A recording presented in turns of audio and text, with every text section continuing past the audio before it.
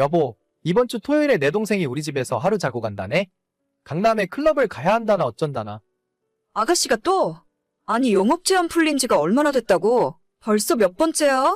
술 못 마셔서 죽은 귀신이 붙었나? 너무하는 거 아니야? 그러게나 말이야. 걔도 이제 30이 코앞인데 언제까지 그러고 놀 생각인지 모르겠다. 아 몰라 진짜. 새벽에 술 취해서 들어오는 것도 진짜 짜증난단 말이야. 당신이 아가씨한테 술 좀 작작 먹으라고 이야기 좀 해줘. 이제 정신 차리고 남자 만나서 시집을 가야지. 무슨 클럽이야 클럽은. 이번 한번 마지막으로 오라 하고 다음엔 안 된다고 할게. 새벽에 술 취해서 주정 부리지 말고 곱게 잠이나 자라고 할 테니까 딱 하루만 참아. 진짜 이번이 끝이야. 다음에 또 우리 집에 와서 자고 가겠다 하면 나도 가만히 안 있을 줄 알아. 알겠어. 저는 결혼 2년차 31살의 여자입니다. 세상에 별별 시월드가 다 있다고 하는데 개념 없는 신우 때문에 스트레스가 이만저만 아닙니다. 남편은 집안에서 돌연변이인지 좋은 대학 나와서 성실하게 회사 생활하는 사람이고 술자리나 유흥도 별로 즐기지 않아요. 하지만 시댁 사람들은 다들 술 마시고 놀러 다니는 걸 좋아하는데 그 중에서도 올해 28인 신우가 정말 술이라면 전국팔도를 돌아다니면서 마시고 다닙니다. 작년까지는 거리두기와 영업 제한 때문에 마음껏 놀지 못한 것 같은데 올해 들어서 그 한을 풀기라도 하려는 듯 아주 고삐 풀린 망아지처럼 놀고 있어요.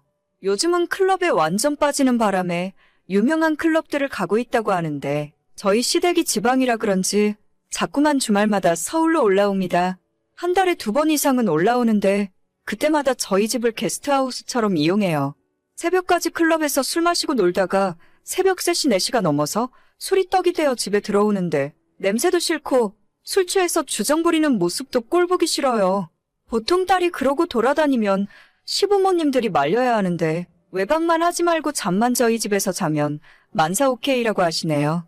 한두 번도 아니고 결혼한 오빠네 부부집을 숙박업소처럼 생각을 하는 건지 저도 이제는 인내심의 한계가 와서 조만간 한번 뒤집어 엎을 궁리를 하고 있었습니다. 남편에게 마지막이라고 분명히 경고를 했지만 2주 만에 또다시 클럽에 가야 한다면서 우리 집에서 자고 가겠다고 연락이 오더라고요. 이번엔 저도 참지 않았고 분명하게 안 된다고 거절을 했습니다. 나 다음 주에 서울 올라가요. 언니네 집에서 하룻밤만 자고 갈게요. 오빠한테 연락했더니 자긴 이제 모른다면서 언니한테 직접 허락 받으래요. 아, 어쩌죠? 저희 집도 이제 곤란할 것 같은데 작은 방을 이제 옷방으로 사용할 예정이라 아가씨가 와도 잘 곳이 없어요. 저는 그냥 거실 소파에서 자도 돼요. 뭐 진짜로 자는 것도 아니고 우리 엄마 아빠가 밖에서 잔다고 하면 허락을 안 하니까. 그냥 조용히 거실에서 몇 시간만 자고 갈게요. 죄송해요. 이젠 좀 어려울 것 같아요. 사실 제가 술 냄새만 맡아도 머리가 아픈데 아가씨 한번 왔다 가면 우리 집에서 이틀 동안은 술 냄새가 계속 나더라고요. 아시다시피 제가 맥주 한 잔도 못 마시다 보니까 냄새도 괴로워요. 아, 진짜요? 그럼 어쩔 수 없죠. 네, 정말 안타깝네요. 그냥 앞으로는 클럽 다니는 거 말고 다른 취미를 한번 해보세요. 아, 맞다. 생각해보니까 사돈 어르신들이 지금 미국에 계시지 않아요? 그럼 언니네 친정집이 지금 비어있을 텐데 집 현관문 비밀번호만 알려주면 조용히 하루만 자고 돌아갈게요. 저희 부모님 댁을요? 아, 그건 좀 곤란할 것 같은데 친정 부모님들이 집을 좀 아끼시는 편이라서 안 될 것 같네요. 아, 진짜 하루만 빌려주지. 저희 부모님이 지금 한국에 안 계신 건 사실입니다. 제가 오빠가 하나 있는데 작년에 결혼해서 올 초에 아이를 낳았어요. 미국에서 대학 나오고 미국에서 취업해서 재미교포 이세와 만나 결혼을 했습니다.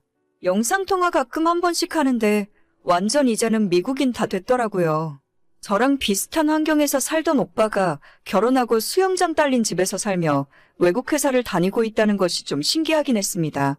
나도 서울에 집 팔아서 이민 가면 저렇게 살 수 있을까 고민도 되더라고요. 아무튼 올 초에 아이를 낳게 되면서 저희 부모님이 지난달 초에 미국으로 들어가셨어요. 오빠네 집에서 6개월 정도 머무르시면서 아이도 봐주고 미국 관광도 즐기다 오신다 하더라고요. 그 사이에 빈 친정집을 저한테 관리를 부탁하셨고 일주일에 한 번 정도 찾아가서 엄마가 키우던 화초에 물도 주고 환기도 한 번씩 하고 있습니다. 지금 신우가 말하는 집이 바로 저희 친정 부모님 집이에요. 처음엔 생각 없이 신우가 하룻밤 자고 가겠다고 하길래 바로 거절했어요. 아무리 생각이 없어도 그렇지 어떻게 상견례 때 한 번 보고 결혼식 때 또 한 번 본 저희 부모님 사시는 집을 빌려달라고 합니까? 술을 맨날 먹으니 머리가 어떻게 된 거 아닌가 생각했고, 두 번 다시 그런 헛소리는 하지 않을 거라 생각했는데, 문제는 그 다음이었어요. 신우의 헛소리를 단칼에 거절한 지 2주 만에 이번엔 시어머니한테서 연락이 오는 겁니다. 얘야, 세아가. 너 이번에 그 얘기 들었냐? 무슨 이야기요? 저 들은 거 아무것도 없는데. 이번에 우리 나리가 일 때문에 한 달 동안 서울에 올라간다고 하더라. 서울에 있는 본사에서 교육받아야 한다는데 걔가 집에서 통근을 어떻게 하겠냐. 차로 서울까지 가는 데만 여기서 2시간 걸리는데. 교육이요? 무슨 본사 교육을 한 달씩이나 받아요? 뭐라 하던데? 내가 들으면 아니? 아무튼 8월에 올라가야 하는데 방 때문에 너한테 연락했어. 하루 자는 것도 아니고 한 달씩이나 서울에 있어야 하는데 너네 집엔 방도 없다며? 저희 집에 방이 2개 있는데 하나는 지금 옷방 겸 창고라서요. 그러니까 말이다. 사돈댁 집이 비었다고 들었는데 거기서 한 달 지내게 하면 안 될까? 예의가 아닌 건 알지만 어차피 빈집 아니냐. 걔가 그 집에서 한 달 살면서 집 관리도 해주면 좋은 거지. 집이라는 게 사람이 오래 안 살면 낡고 망가져. 아니요, 어머님. 저희 집도 아니고 부모님 댁을 어떻게 빌려줘요. 그냥 한 달짜리 고시원이나 월세방을 알아보시는 게 빠를 것 같은데요? 요즘 세상이 얼마나 흉흉한데 걔를 그런 데서 지내게 하니? 너는 네 일 아니라고 너무 함부로 이야기한다. 무리한 부탁인 건 알지만 너가 좀 생각 좀 해봐라. 어차피 사돈댁 어르신들 미국에 계신데 너만 입 다물면 아무도 모르는 거지. 나중에 청소만 싹 하면 알게 뭐냐? 부모님은 모르셔도 제가 알잖아요. 이건 절대로 안 될 것 같아요. 너무 야박하게 굴지 말고 너가 안 된다고만 하면 나리가 대체 한 달 동안 어디서 지내? 그럼 너네 집에 방 하나를 비워주던가. 어머님, 말 이상하게 하지 마세요. 제가 아가씨한테 방을 내어줄 이유는 하나도 없어요. 더군다나 저희 부모님 집은 더 말도 안 되는 소리니까 그만하세요. 그 집에 너 혼자 사니? 내 아들도 사는데 대체 왜 안 된다는 거야? 결혼했으면 신우도 네 가족이야. 가족끼리 서로 돕고 살아야지. 이기적인 소리 그만해. 어머님, 전화 끊을게요. 자꾸 이야기해봤자 서로 감정만 상하는 것 같아요. 사실 신우가 저 정도로 밉상의 개차반만 아니면 저희 집에 남는 방 하나 내어줄 수도 있죠. 하지만 그렇게 술 좋아하고 놀러 다니는 거 좋아하는데 서울에 한 달 있는 동안 얼마나 많이 술 마시고 돌아다니겠습니까? 저 맥주 한 잔만 마셔도 얼굴부터 온몸이 다 빨개지는데 아침에 기분 좋게 일어나서 집안에 꽉 차 있는 술 냄새를 맡을 때마다 머리가 지끈지끈 아프고 속이 미식거려요. 게다가 클럽에서 얼마나 많은 사람들이 담배를 피우는지 씻지도 않고 자는 신우의 오실한긴 머리카락에서 술 냄새, 담배 냄새, 화장품 향수 냄새가 섞여서 정말 역겨운 냄새가 납니다. 그렇게 하루 저희 집에서 자고 가면 아무리 환기를 시켜도 냄새가 안 빠져요. 디퓨저를 그 방에 2개나 깔아놓고 친구 이부자리를 다 빨고 나서야 겨우 진정됩니다. 그 짓을 저보고 매주 하라고요? 아니 어쩌면 매일이 될 수도 있겠네요. 어머님이랑 그렇게 싸우고 퇴근하고 집에 돌아왔는데 남편이 쭈뼛거리면서 처가댁은 말도 안 되는 소리고 우리 집에서 한 달 살게 하면 어떻겠냐 하는 겁니다. 안 그래도 어머님이랑 말싸움해서 기분도 안 좋은데 남편까지 저러고 있으니 제가 뚜껑이 완전 열리더라고요. 이 집에서 당신 동생이랑 살라고 했어요. 나는 내 짐 싸서 우리 엄마 집에 가서 살 테니까 한 달이 됐건 1년이 됐건 당신은 당신 동생 데려다 들어앉혀놓고 살라고요. 제가 정색을 하고 이 정도로 화를 내며 이야기를 하니까 남편도 바로 깨갱하고 꼬리를 내렸습니다. 사람이 웃으면서 가만히 있으니까 저를 바보 멍청이로 아는 것 같아요. 앞으로 다신 저희 집에 신우 못 오게 하라고 못을 박았더니 다음날 시모한테 또 한 번 연락이 왔습니다. 야, 너가 내 딸 너네 집에 절대 오지 말라고 했다면서? 진짜 나랑 해보자는 거야? 신우가 맨날 술만 안 먹어도 제가 이렇게까진 안 해요. 어머님도 정신 차리세요. 잘못된 건 잘못됐다고 혼을 내셔야죠. 아니, 걔가 미성년자도 아닌데 술 좀 먹고 다니는 게 뭐가 어때서 그러냐? 너도 앞으로 우리 집에 올 생각하지 마라. 며느리 필요 없으니까 오지도 말고 연락도 하지 마. 네, 어머님. 앞으로 만수무강하세요. 뭐? 그렇게 어머님과의 연락을 끊고 지금까지 전화 오는 것도 다 안 받고 있어요. 저보고 시댁 오지 말라고 하면 제가 무서워서 벌벌 떨 줄 알았나 보죠? 남편이 중간에서 입장이 곤란하다면서 저한테 그만 싸우라고 하는데 저는 먼저 시비 건 적이 한 번도 없습니다. 제가 잘못한 것도 없고 먼저 사과하지도 않을 거예요. 이대로 연락 끊고 서로 안 보고 살면 저야 속 편하고 좋죠. 명절에도 남편 혼자 내려보낼 생각이에요. 솔직히 말해서 앞으로도 계속 시댁 식구들 안 보고 살고 싶네요. 오늘의 사연은 여기까지입니다. 구독과 좋아요, 알림 설정은 많은 힘이 됩니다. 다들 행복하시고 좋은 하루 되세요.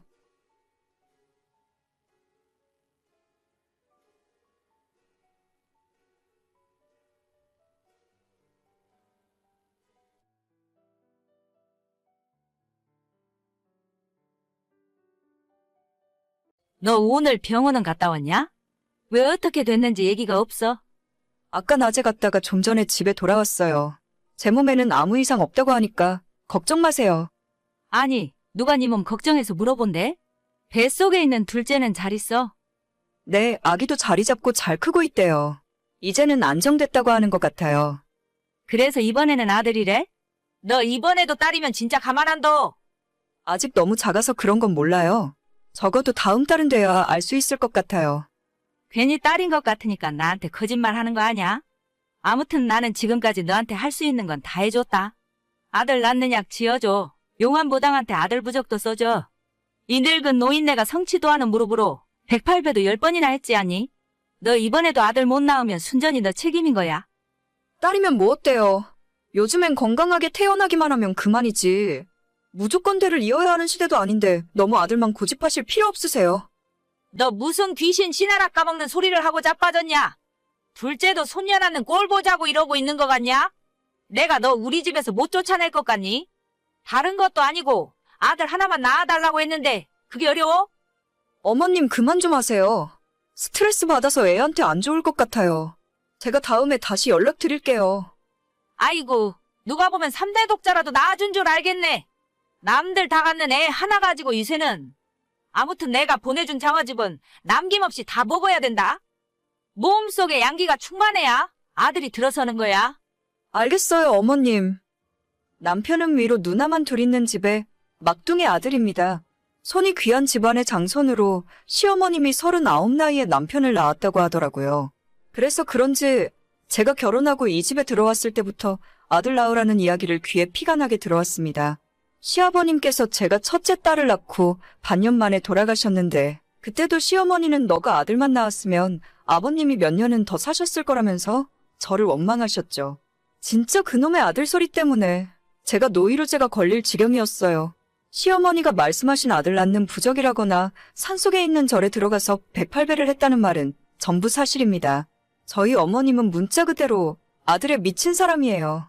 자식 셋 중에 딸들 둘과는 진작에 절연하다시피 했고 지금은 오매불망 저희 부부가 손자를 낳아주기만을 손꼽아 기다리고 있습니다. 시댁 집안 형편이 옛날부터 어려웠기 때문에 큰 신우와 둘째 신우가 대학도 못 가고 돈을 벌어서 시부모님 생활비를 드렸다고 해요. 막내 아들만큼은 대학에 꼭 보내야 한다고 하셨기 때문에 저희 신우들이 대학 등록금도 보태주고 남편의 대학 시절 용돈까지 챙겨가며 공부를 시켰습니다.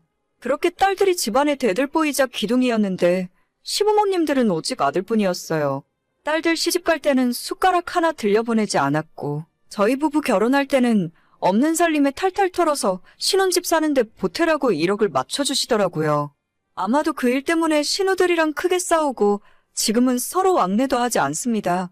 그놈의 1억 해주신 것 때문에 지금까지도 시모가 우리 집에 올 때마다 목소리가 커지고 있는 대접 없는 대접 챙겨받으려고 해서 골치가 아팠어요.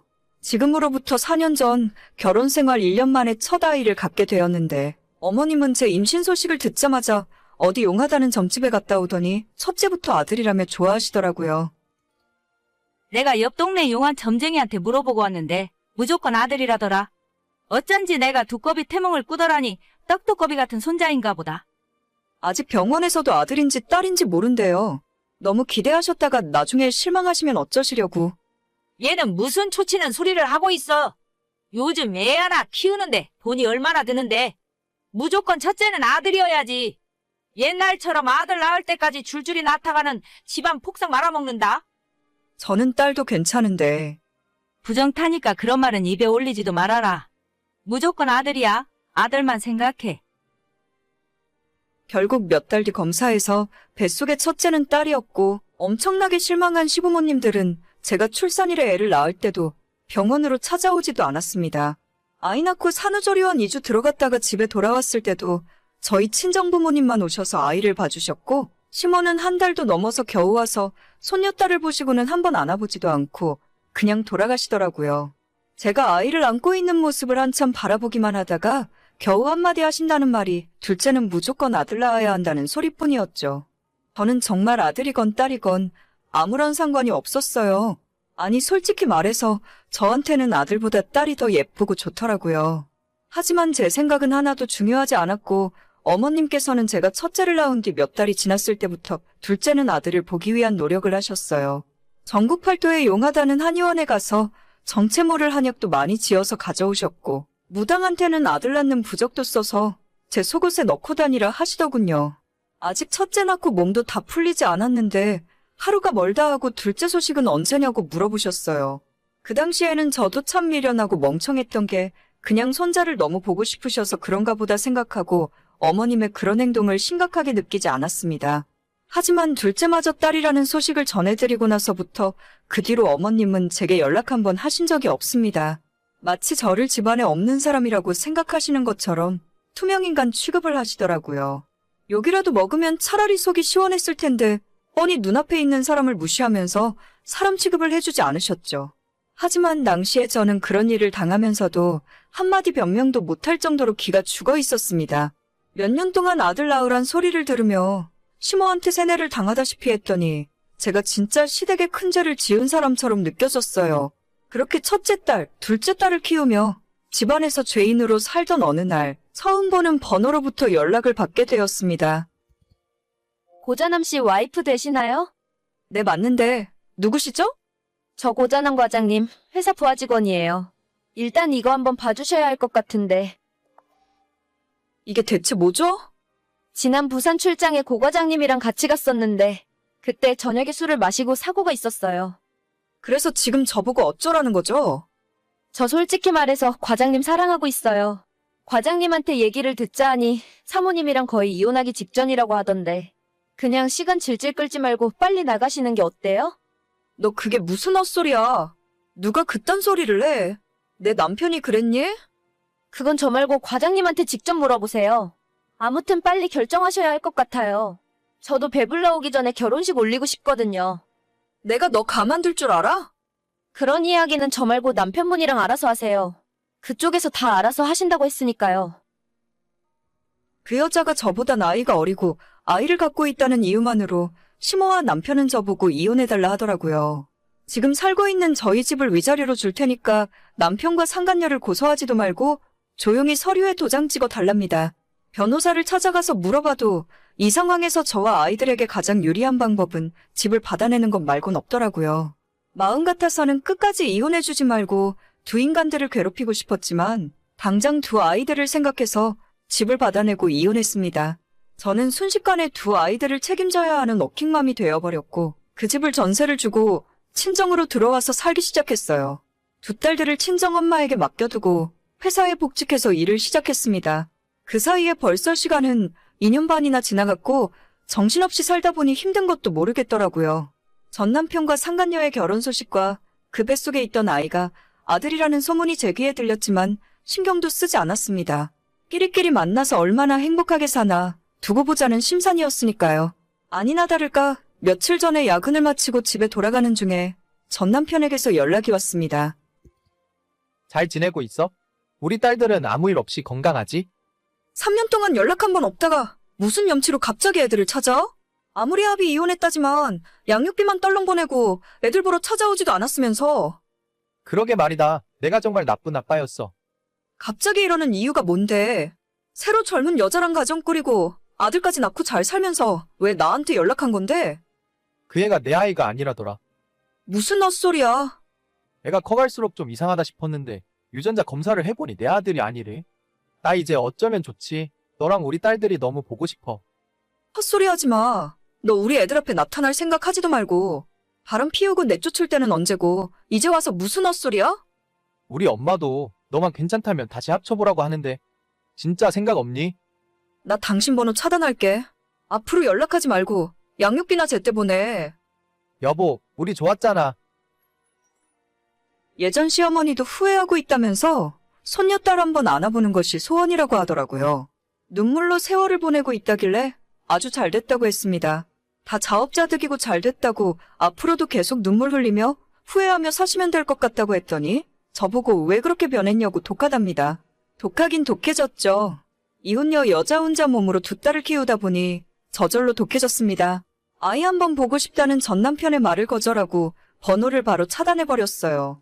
애들이 커가면서 아빠를 찾을 거라는데 지금까지 한 번도 아빠 그립단 소리라는 걸 들어본 적이 없네요. 전 남편이 찾아오지 못하는 먼 동네로 이사라도 가고 싶은 심정입니다. 후회에 눈물을 흘리며 살고 있을 못돼 처먹은 인간들에게 동정하는 마음도 들지 않네요. 그래서 그런지 몰라도 요즘 들어서 이상하게 항상 기분이 좋고 두 다리 쭉 뻗고 잘 수 있네요. 이 정도로는 부족하고 그 두 모자가 지금보다 더 비참한 꼴이 되었으면 좋겠어요. 오늘의 사연은 여기까지입니다. 구독과 좋아요, 알림 설정 부탁드립니다. 다들 행복하시고 좋은 하루 되세요.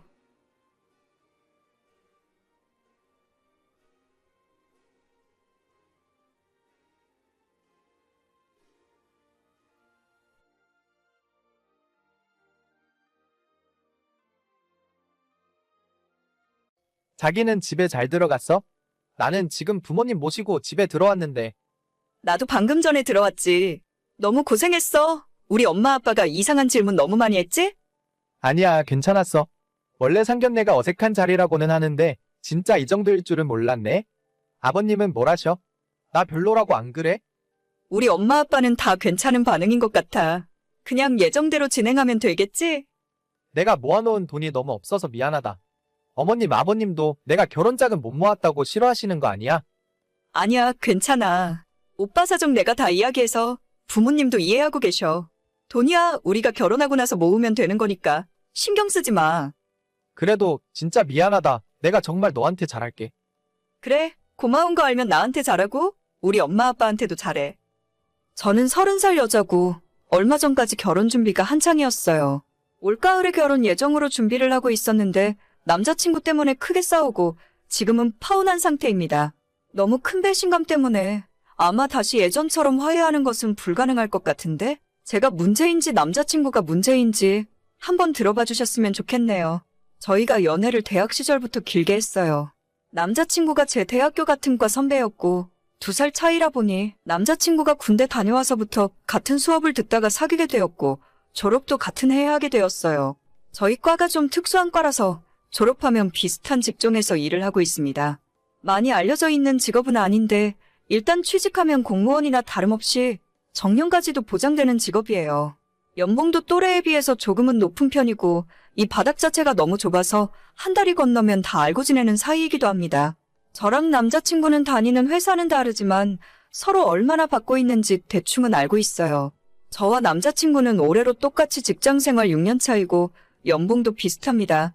저는 지금까지 1년에 2천만 원 모으는 것을 목표로 해서 1억 5천 정도를 모아놨어요.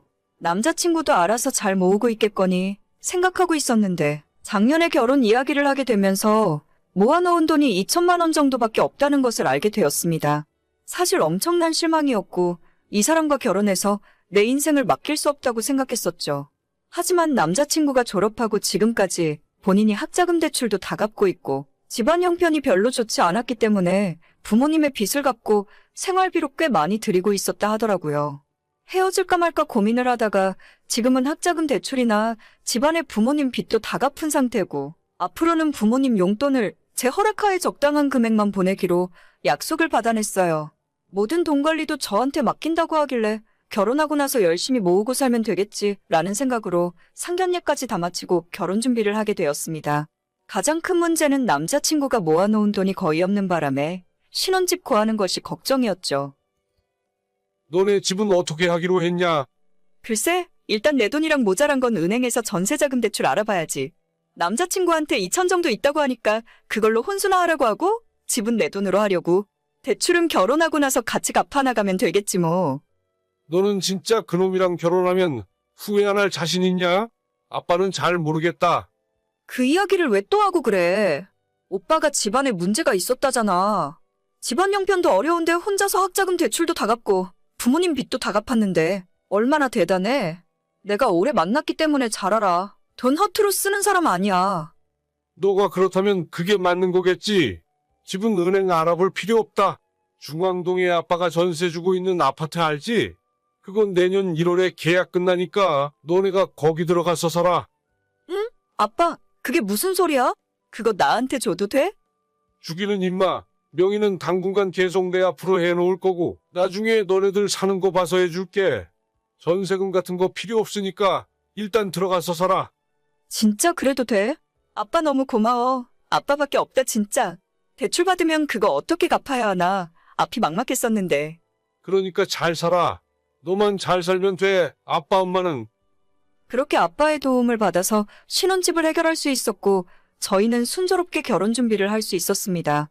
말씀은 저렇게 하셨지만 몇 년 후에 저희 앞으로 집을 완전히 돌려주신다고 약속하셨고 만약 그렇지 않더라도 계속 사는 데는 전혀 문제가 없었죠. 혼수는 남자친구 돈 2천만 원 안에서 다 해결을 하고 만약 모자란 것이 있으면 결혼하고 나서 하나씩 돈을 모아 맞춰나가기로 했습니다. 2천만 원이 적은 돈은 아니지만 가전제품, 가구들을 다 구입하려고 보니 넉넉한 예산은 아니더라고요. 올가을에 예정된 날짜에 일단 결혼식을 먼저 하고 그 뒤로도 각자 지금처럼 부모님 집에서 몇 달을 더 살다가 1월에 그 아파트가 비워지면 살림을 들여서 신혼생활을 시작할 생각이었어요. 본격적인 결혼 준비를 하다 보니까 사소하게 의견 충돌도 있고 어느 커플들처럼 말싸움도 하고 다투기도 하더라고요. 그래도 결혼할 때는 이 정도 싸우지 않는 사람 없다고 하니까 저도 최대한 참고 넘어갔습니다. 사실상 저희 집에서 집을 해가는 상황인데도 예단이니 예물이니 시댁과 의견이 맞질 않았고 하다못해 결혼식장 하객 개런티 숫자를 정하는데도 다툼이 생기더라고요. 결혼 준비하다 보니 연애하던 때와는 달리 남자친구의 많은 단점들이 보이기 시작했지만 그래도 착하고 성실한 사람이라고 생각해서 마음이 변하진 않았어요.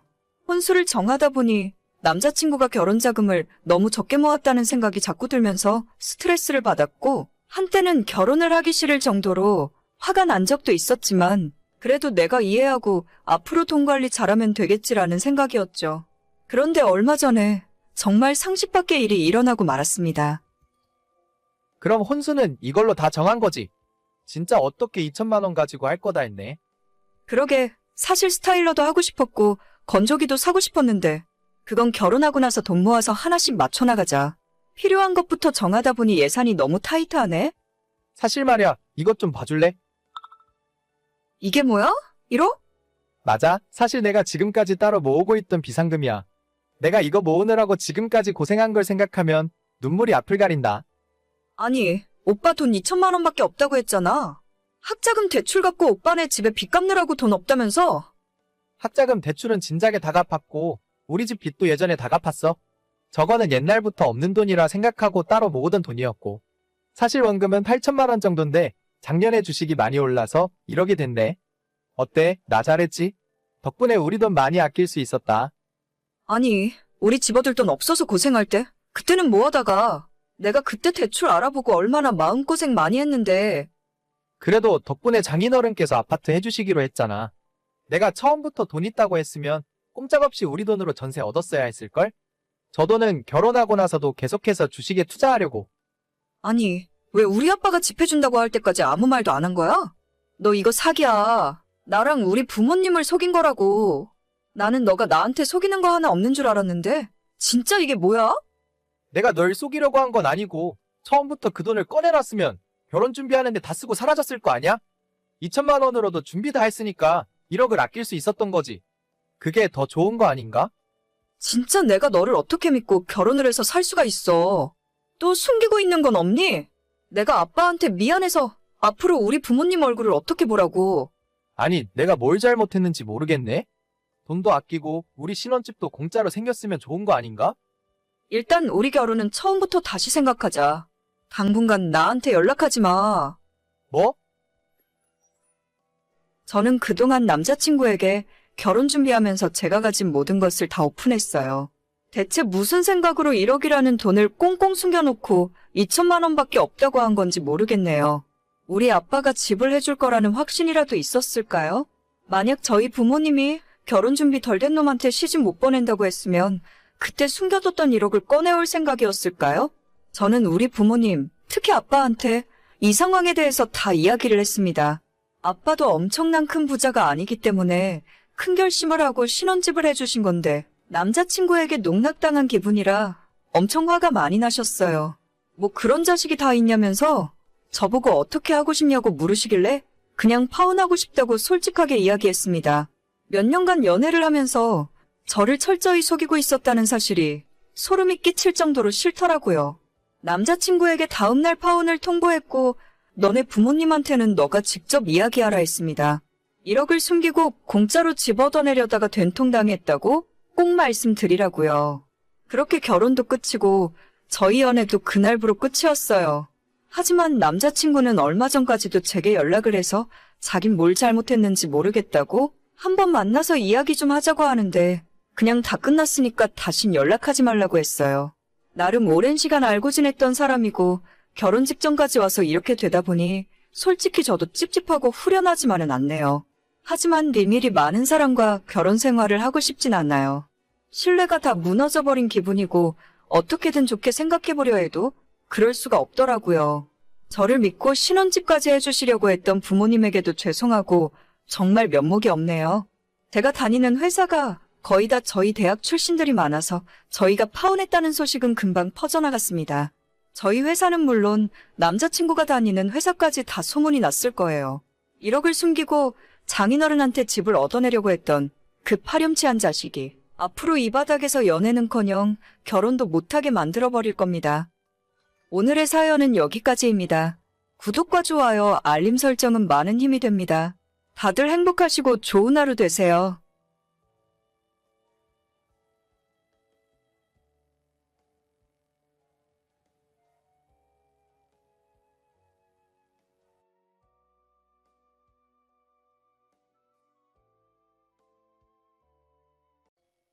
여보, 진짜 고생 많았어. 조리원은 좀 어때? 괜찮은 것 같아? 방금 들어와서 잘 모르지. 진짜 몸이 너무 아프다. 오늘부터 3주 동안 푹 쉬어. 당신이 몸 회복하는 게 우선이니까. 다른 건 생각하지 말고 조리원에서 푹 쉬었다가 나중에 퇴원할 때도 몸이 안 좋으면 그땐 다른 방법을 찾아보자. 그때 되면 괜찮아지겠지. 그런데 어머님은 진짜 안 오신 거야? 아까 아버님 오셨길래 같이 오신 줄 알았는데. 엄마는 오늘 약속 있어서 못 왔나 봐. 조리원이 어차피 주말에는 면회되니까 나중에 와서 보시겠지. 뭐야? 어떻게 손녀딸 태어나는데 진짜 안 오실 수가 있어? 예전에 어머님께서 아들도 아닌데 내가 가서 봐야 하냐고 말씀하셨는데 그게 농담이 아니고 진심이었단 말이야? 에이, 아니라니까? 아무리 그래도 어떻게 첫 손주 태어나는 날인데 딸이라고 안 오시고 그러셨겠어? 아까 엄마한테 전화 왔는데 오늘 미리 약속한 아줌마들 모임이 있다고 거기 가시느라 못 온다고 하시더라. 당신한테 미안하다고 꼭 전해달래. 와, 진짜 당신도 순진하다. 지금 그게 말이 된다고 생각해? 어머님은 처음부터 우리 아이가 딸이라고 말씀드렸을 때 그때부터 아무런 관심이 없으셨다고. 요즘 세상에 아들, 딸 그런 게 어디 있어? 하나만 낳아서 잘 키우면 그만이지. 그건 당신 생각이지. 어머님한테 딸이라고 말씀드렸더니 뭐라고 하셨는지 잊었어? 바로 하시는 말씀이 둘째는 언제 나올 거냐고 제일 먼저 그걸 물어보시더라. 아무리 그래도 그렇지. 어떻게 우리 딸 태어나는 날 다른 약속을 잡으실 수가 있어? 너무 이상하게 생각하지 마. 우리 엄마도 옛날에 할머니한테 아들 못 낳는다고 구박받아서 그래. 내가 우리 집에서 누나만 셋이잖아. 어머님이 그렇게 사셨으면 이제는 그만해야지. 하나만 낳겠다고 했는데 아들인지 딸인지가 뭐가 그렇게 중요해? 당신 자꾸 그러면 건강에 해로워.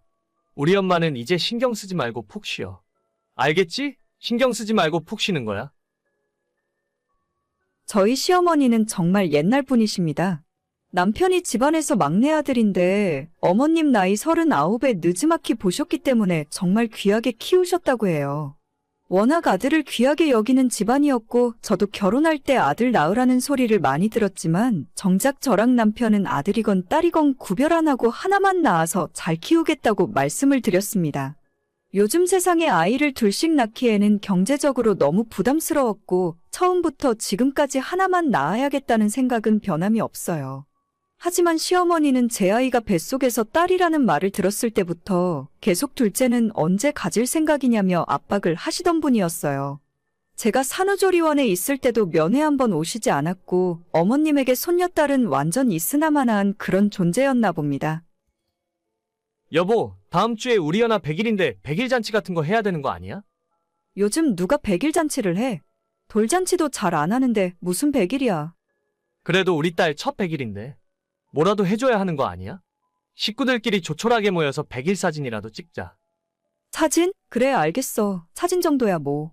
괜히 이 사람 저 사람 초대하지 말고 딱 식구들끼리만 해.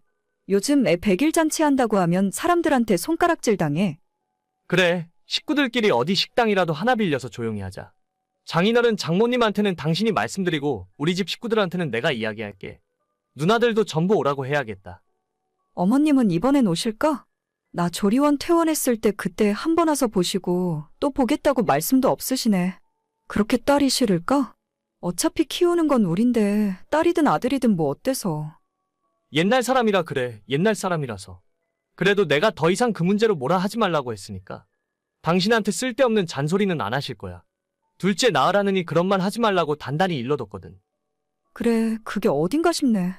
아무튼 일 너무 크게 벌리지 말고 형님들한테도 괜히 바쁜데 다 오라고 부르지 마. 그냥 부모님만 불러놓고 사진이나 하나 찍자. 우리 엄마 아빠는 100일 잔치 해야 한다고 벌써 난리셔. 알겠어. 일단 식당 넓은 곳 예약부터 해야겠다. 시어머니가 관심이 없으셔도 다행히 아이는 건강하게 잘 자라주었고 이제 곧 100일을 앞두고 있습니다. 요즘 돌잔치도 주변 눈치 보여서 할까 말까 망설이게 되는데 100일 잔치 한다고 사람들 모이라고 하면 다들 황당해할 것 같았습니다. 그래도 부모님이나 남편은 아이 100일인데 그냥 넘어갈 수 없다며 우리 식구들끼리라도 모여서 사진 찍고 조촐하게 100일을 기념하자고 했습니다. 사랑하는 우리 딸의 한 번밖에 없는 100일인데 그냥 넘어가긴 싫었고 작게라도 파티를 해주고 사진으로 남기고 싶더라고요. 저도 그래서 가족들끼리 작게 하고 넘어가려고 식당을 알아보고 있었는데 시어머니가 바로 어제 뜬금없는 소리를 하기 시작했습니다. 너네 다음 주 주말에 100일 잔치 한다면서? 그거 괜히 주변 시끄럽게 하지 말고 조용히 식구들이나 불러서 밥이나 먹어. 요즘 100일 챙긴다고 하면 유난 떤다고 다들 뒤에서 손가락질한다. 네, 그래서 사람들 초대 안 하고 저희 식구들끼리만 하려고요. 그냥 밥이나 먹고 사진이나 한번 찍을 거예요. 그래, 잘 생각했다. 혹시 아들이면 모를까? 딸인데 그런 것까지 다 챙기진 않아도 돼. 옛날 같았으면 딸한테 100일 잔치가 어디 있어? 우리 집 세 딸들도 아무도 100일이며 돌잔치 같은 것도 안 했어. 그때는 옛날이고요. 요즘은 자식 하나 낳고 귀하게 키우는데 어떻게 그냥 넘어가겠어요? 조용히 식구들끼리라도 축하해야죠. 웬만하면 그냥 집에서 밥이나 먹고 넘어가자 하고 싶은데 그거야 너가 하고 싶은 대로 하는 거니까.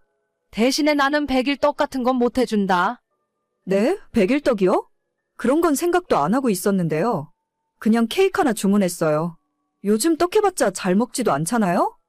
100일이라고 모이라면서 떡도 안 할 생각이었어. 어차피 네 딸이니까 너 맘대로 해도 그만이긴 한데 나는 손자였으면 내가 직접 100일 떡 지어서 가져갔을 거야. 근데 딸한테는 그런 것까지 해주고 싶지 않다. 아니, 제가 어머님한테 100일 떡 해달라고 말 한마디 꺼낸 적 없는데 굳이 연락하셔서 그런 말은 뭐 하려고 하세요? 내가 못할 말이라도 했니? 손녀딸한테는 100일 떡 못 해준다고.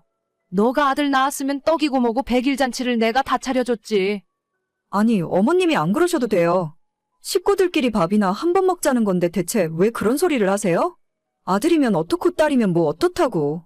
계속 김 빠지는 소리를 하시는 건데요. 내가 뭐라고 했니? 아들이었으면 좋았을 텐데 아쉬우니까 한 소리 하는 거지. 그러니까 둘째는 아들 낳으면 되잖아. 몇 번을 말씀드리는 건지 모르겠는데 저희 둘째 가질 생각 없고요. 어머님 계속 그런 소리나 하실 거면 100일이고 돌잔치고 앞으로 저희 딸 기념일에 오지 말아주세요. 참나, 누가 가고 싶대? 안 그래도 가고 싶은 생각도 없었다. 내 아들이 오라고 초대하니까 한번 얼굴이나 비추려고 한 건데 너가 마음을 그런 식으로 먹으면 나도 아무것도 해줄 생각 없어. 지금까지는 뭐 해주셨고요? 앞으로 저희 딸 얼굴 볼 생각하지도 마세요. 진짜 요즘 세상에도 이런 분이 있다는 게 놀랍네요. 요즘 세상은 며느리 무서워서 눈치 보느라 할 말도 못하고 산다더니 나도 너 같은 개념 없는 며느리 필요 없다. 결국 우리 딸 100일에는 시어머니를 빼고 나머지 식구들끼리 하게 되었습니다. 남편도 처음에는 자기 엄마 편을 들다가 어머님이 자꾸 우리 딸 차별하는 소리를 하시니까 이제는 포기했나 봐요. 어차피 시골 사시고 자주 안 보고 살아도 아무 상관없는데 차라리 잘 됐다 싶네요. 앞으로 명절에도 남편 혼자 내려갈 거고 저는 어머님 얼굴 안 보고 살 거예요. 우리 딸 우습게 알고 함부로 대한 사람은 평생 할머니 소리 들을 자격도 없습니다. 오늘의 사연은 여기까지입니다. 구독과 좋아요, 알람 설정은 많은 힘이 됩니다. 다들 행복하시고 좋은 하루 되세요.